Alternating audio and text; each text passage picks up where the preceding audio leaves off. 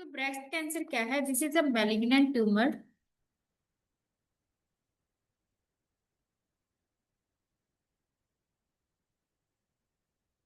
ठीक है। Malignant tumour of breast tissues. ये डेवलप होता है हमारे ब्रेस्ट टिश्यू से। ठीक है, सो मैलिग्नेंट ट्यूमर है and this is develop from breast tissue.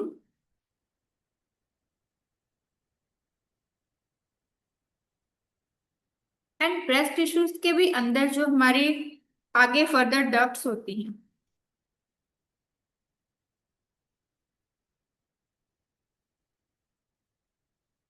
ठीक है। डक्ट्स होती हैं, डक्ट्स वो होते हैं जो मिल्क कैरिंग करती हैं, वो ट्यूब्स होती हैं। तो जो मिल्क ट्यूब कैरी करने वाली ट्यूब्स होती हैं, उनका जो डक्ट्स, वो वाला जो कैंसर होता है, this is most common. Second होता है लोब्यूल्स। लोब्यूल्स होती हैं जो मिल्क प्रोड्यूसिंग ग्लैंड्स होती हैं, जो मिल्क को प्रोड्यूस करती हैं। डक्ट्स वो होती हैं जो कैरी करती हैं। तो डक्ट्स के अंदर ज्यादा है, वहां पे ये कैंसर ज्यादा ग्रो करता है।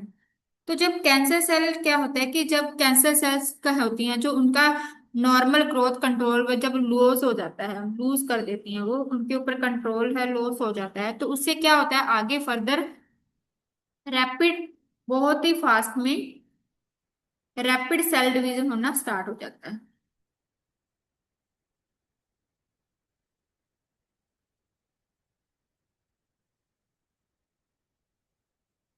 रैपिड सेल डिवीजन होने की वजह से जो आसपास के नियर बाई टिश्यूज हैं, उनमें वो इन्वेजन करना स्टार्ट कर देते हैं, उनको इन्वेड करना स्टार्ट कर देते हैं। सो इन्वेजन या invade of near by tissue.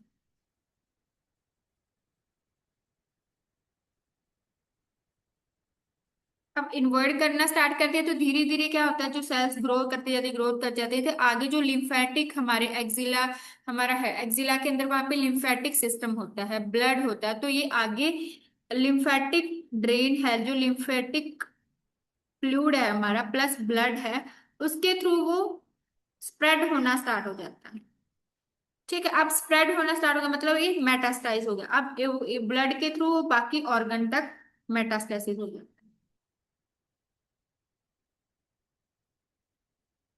Metastasis to distant organ, कि बाकी के जो पास के ऑर्गन्स है, ऑर्गन्स वहां पे ये मेटास्टाइज होने। तो ज्यादातर जो कॉमन मेटास्टाइज की जो साइट्स होती हैं, ये can develop goes to bone, liver, lungs and ultimately in the layer brain.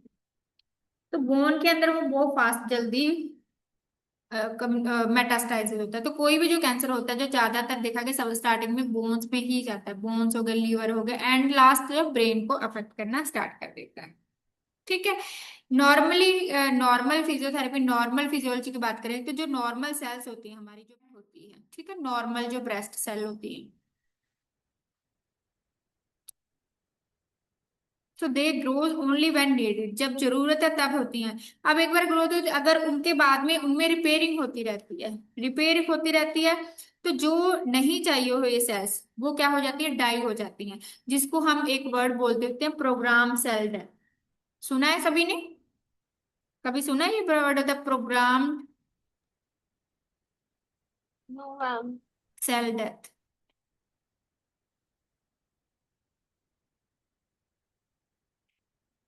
Programme cell death का मतलब होता है, जिसको हम एपोप्टोसिस भी बोलते हैं।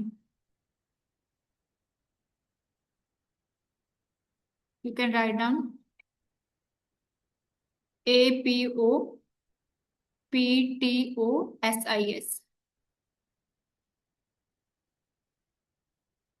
एपोप्टोसिस, एपोप्टोसिस मतलब होता है कि जो सेल्स की जरूरत नहीं है तो वो डाई हो जाती है। बट जो कैंसर जब सेल्स होती हैं, पहले हमने बात की नॉर्मल सेल की, जो कैंसर सेल होती हैं, तो कैंसर सेल होती हैं वो जो भी सिग्नल्स आ रहे हैं उनको स्टॉप, उनको इग्नोर करना स्टार्ट कर देती है, इररिस्पॉन्सिव टू एनी सिग्नल, तो वो ग्रोथ करती जाती है, कॉन्टिन्यूसली ग्रो होती जाती हैं। एंड जो ये प्रोग्राम सेल डेथ वाला जो ये है, एक्शन है, अपोप्टोसिस, उसको भी इग्नोर कर देती हैं। तो वहां पे क्या हो जाता है, अगर आगे फर्दर म्यूटेशन होना स्टार्ट हो जाता है, जो म्यूटेशन वगैरह होने की वजह से आगे फर्दर वो सेल्स बहुत ज्यादा ग्रोथ होने जाती हैं, जिसकी वजह से वो न्यू जो ब्लड वेसल्स होती हैं, ब्लड वेसल की भी वहां पे बहुत ज्यादा ग्रोथ होना स्टार्ट हो जाती है, जिसको हम एंजियोजेनेसिस बोलते हैं। अब वहां पे इतनी ज्यादा ब्लड वेसल्स की ग्रोथ हो जाती है तो आसपास का जो नियर बाय टिश्यू है उनको वो इन्वेड करना स्टार्ट हो जाती है। एज अ रिजल्ट ग्रोथ एक ब्रेस्ट मास है वो डेवलप हो जाता है। ठीक है। अब ये ब्रेस्ट कैंसर है वो होता क्यों है, वाई डज ब्रेस्ट कैंसर अकर, क्यों होता है? तो बेसिकली क्या होता है कि जो म्यूटेशन हमारे ब्रेस्ट कैंसर को, जो डीएनए के अंदर म्यूटेशन होता है तो उसकी वजह से फर्दर ग्रोथ है वो होना स्टार्ट हो जाती है। तो हमने कल डिस्कस किए थे BRCA1 ट्यूमर प्रेसर जीन्स, याद आ रहा है कभी वो? ट्यूमर स्प्रेसर जीन मैंने आपको बताया था कि ये हम बाद में ब्रेस्ट कैंसर में भी डिस्कस करेंगे। तो ट्यूमर स्प्रेसर जीन्स होते हैं जैसे BRCA1, है ना, N2,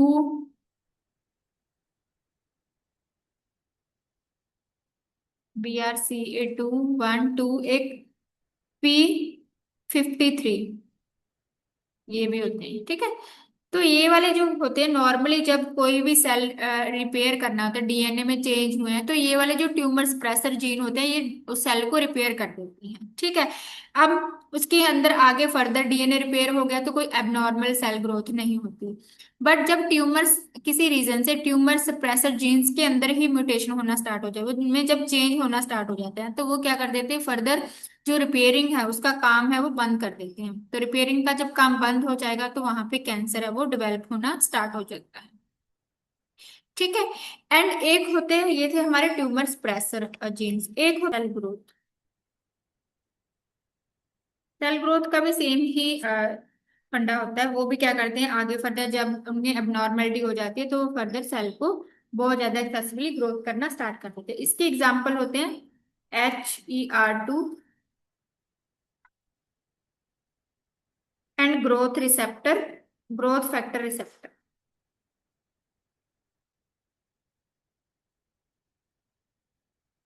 growth factor receptors.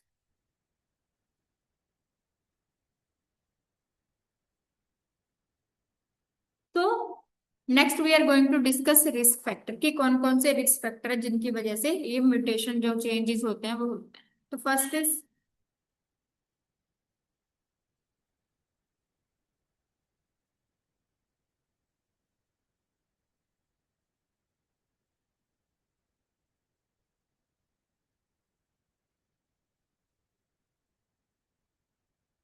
Risk factor, first है हमारा फीमेल सेक्स।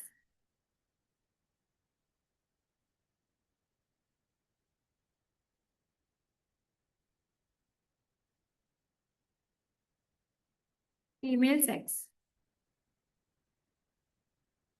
फीमेल सेक्स से इससे क्यों आगे ब्रेस्ट कैंसर होने के रिस्क होते हैं, क्योंकि जो वुमेन्स है तो women's they have more breast tissues, okay, and they have higher level of estrogen level. तो जो higher estrogen plus progesterone level का इंक्रीज होता है। बट ये जो हार्मोन्स होते हैं ये जो दोनों हार्मोन्स क्या करते हैं, जो ब्रेस्ट टिश्यू है उनमें सेल ग्रोथ को प्रमोट करते हैं। So they have estrogen, higher level of estrogen and progesterone. Further वो क्या करते हैं, सेल जो ग्रोथ है, ठीक है, ब्रेस्ट सेल ग्रोथ को स्टिमुलेट करते हैं। तो एवरी टाइम जब भी सेल डिवाइड होती है, ठीक है, तो जब जितना ज्यादा सेल में ग्रोथ होएगा तो उससे क्या होएगा, उतना ही आगे रिस्क होएगा ब्रेस्ट कैंसर होने का। तो ब्रेस्ट टिश्यू जो होते हैं, आगे ब्रेस्ट टिश्यू में भी एक टाइम पीरियड आता है जब बहुत ज्यादा सेंसिटिव हो जाते हैं, रिसेप्टर होते हैं, तो जो ब्रेस्ट टिश्यू है वो भी एस्ट्रोजन प्रोजेस्टेरोन है उसको सीक्रेट करना स्टार्ट कर देते हैं।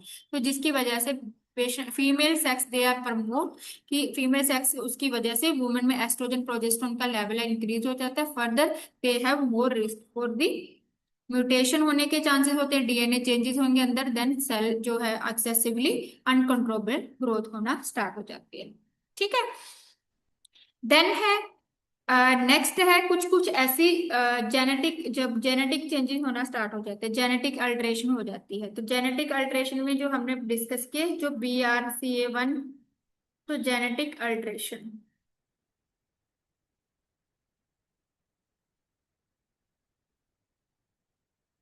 उसमें जो हमने फैक्टर डिस्कस किए हुए थे, BRCA1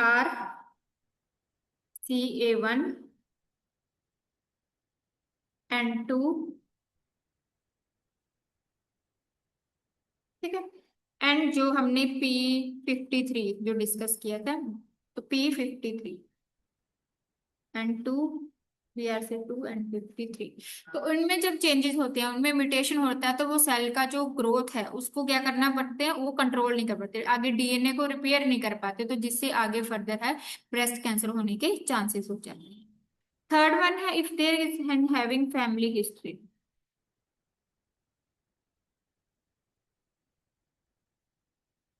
तो if anybody have family history, तो फैमिली हिस्ट्री है वो भी, फॉर एग्जांपल मदर को ब्रेस्ट कैंसर था या सिस्टर को ब्रेस्ट कैंसर था, सो दे हैव इनहेरिटेड, आगे फर्दर होने के चांसेस हो सकते हैं, ठीक है।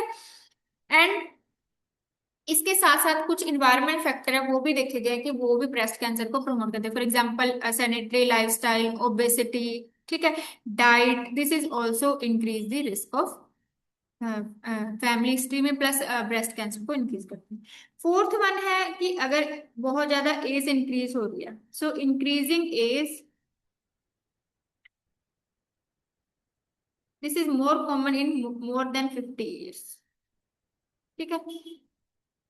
क्यों क्यों होता है, क्योंकि जैसे जैसे एज चेंजेस होती जाती है, एज के अकॉर्डिंग हमारे जो बॉडी के अंदर डीएनए है, सेल के डीएनए है, वो भी एवरी ईयर डीएनए आगे चेंजेस होना स्टार्ट हो जाता है। अब वहां पे जितना ज्यादा एज के अकॉर्डिंग मोर एक्सपोजर होगा, लाइक रेडिएशन का, केमिकल्स का, या जो हमारे फ्री रेडिकल्स रिलीज होते हैं या हार्मोनल चेंजेस होते हैं, उनकी वजह से फर्दर एज के साथ भी आगे उनको ब्रेस्ट कैंसर होने के चांसेस होना स्टार्ट हो जाते हैं, ठीक है।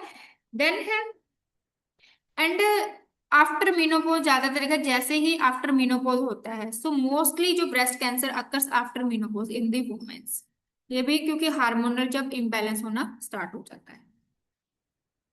देन है obesity, this is the most common.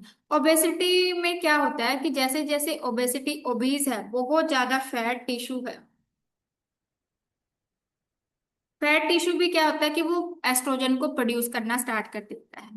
Like for example, जब पेशेंट फीमेल्स में मीनोपॉज हो गया है, ठीक है, मीनोपॉज होने के बाद में एस्ट्रोजन तो बंद हो गया, ठीक है, तो ओवरीज है वो क्या कर देती है, एस्ट्रोजन का प्रोड्यूस करना स्टॉप करना स्टार्ट कर देती है। अब वहां पे एस्ट्रोजन कम हो रहा है, तो उसके स्टिमुलेशन में आगे फर्दर क्या होता है, जो फैट टिश्यू होते हैं, फैट टिश्यू ही आगे एस्ट्रोजन को सिक्रेट करना स्टार्ट कर देती हैं, तो फैट टिश्यू जो होते हैं एंड्रोजन्स को आगे एस्ट्रोजन में कन्वर्ट कर देते हैं, जिससे फर्दर और ज्यादा उनको एस्ट्रोजन इंक्रीज होना स्टार्ट हो गया, तो आगे फर्दर मोर सेल जो स्टिमुलेशन होना स्टार्ट हो जाएगा, there have more increase risk of having breast cancer. Then तो मेन हमारा पॉइंट है कि किसी भी रीजन से अगर एस्ट्रोजन का लेवल इंक्रीज हो रहा है ना, तो एस्ट्रोजन अगर बहुत ज्यादा एक्सेसिवली इंक्रीज हो रहा है, एक्सपोजर हो रहा है एस्ट्रोजन को, तो ब्रेस्ट कैंसर होने के चांसेस हो सकते हैं।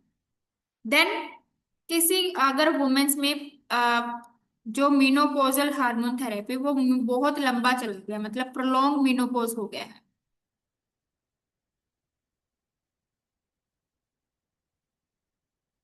तो प्रोलॉन्ग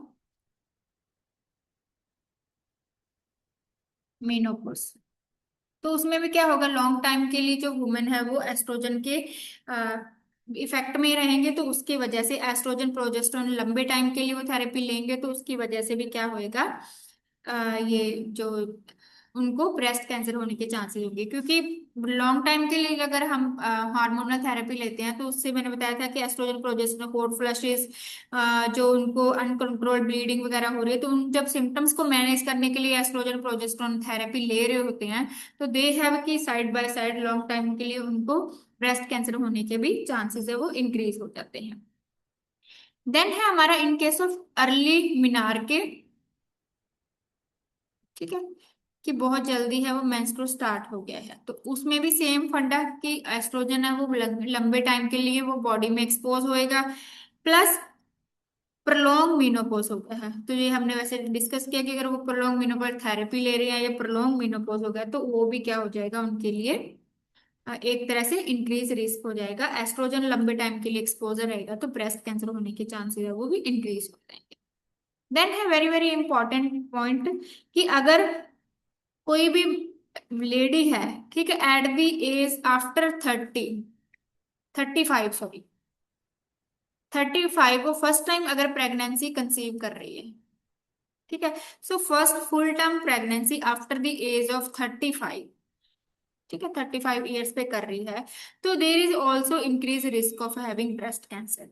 ये क्यों होता है? तो यू कैन रिमेम्बर कि जब प्रेगनेंसी होती है, वो कंसीव करते हैं, तो प्रेगनेंसी के टाइम क्या होता है कि जो हमारे ब्रेस्ट सेल्स होते हैं वो मैच्योर होना स्टार्ट हो जाए, क्योंकि हमें पता है आगे अगर डिलीवरी होगी उसके बाद बेबी को ब्रेस्ट फीड करवानी है, तो जो ब्रेस्ट्रोल हमारे एरियोला टिश्यू होता है वो बहुत ज्यादा डेवलप हो जाता है, मैच्योर हो जाता है, ठीक है। एंड जो मैच्योर सेल्स होती हैं तो they are less favourable of becoming cancer, तो जब ड्यूरिंग प्रेगनेंसी तो उनको कैंसर होने के चांसेस बिल्कुल नहीं होते। तो नॉर्मली जो बाद में वुमेन जब जिनमें तो 30 से एज छोटी छोटी एज में कह लो कि 30 से बिलो जब वो प्रेगनेंसी होगी, ठीक है, तो एक तरह से उनमें एक प्रोटेक्टिव बैनर आ जाता है कि जैसे प्रेगनेंट उसके बाद में उनका प्रोटेक्शन रहता है। बट अगर जो कोई वुमेन है वो 35 ईयर्स के बाद में उनको वो करती है, प्रेगनेंसी करती है, तो उसमें क्या होता है, जो लंबे टाइम की जो एस्ट्रोजन है वो एस्ट्रोजन का लेवल उनमें कॉन्टिन्यूसली बना रहता है, तो लंबे टाइम के लिए जो एस्ट्रोजन थेरेपी के एक्सपोजर में रहती हैं तो उससे ब्रेस्ट टिश्यू है वो बाद में भी मैच्योर बने रहते हैं, तो वो फर्दर आगे एस्ट्रोजन और सिक्रेट करना स्टार्ट कर देते हैं, तो जिसकी वजह से उनको ब्रेस्ट कैंसर होने के चांसेस है वो इंक्रीज हो जाते हैं। तो इसलिए वह इंपॉर्टेंट पॉइंट है कि अगर आफ्टर द एज ऑफ 35 वो प्रेगनेंसी कंसीव करती हैं, so they have more risk of developing breast cancer.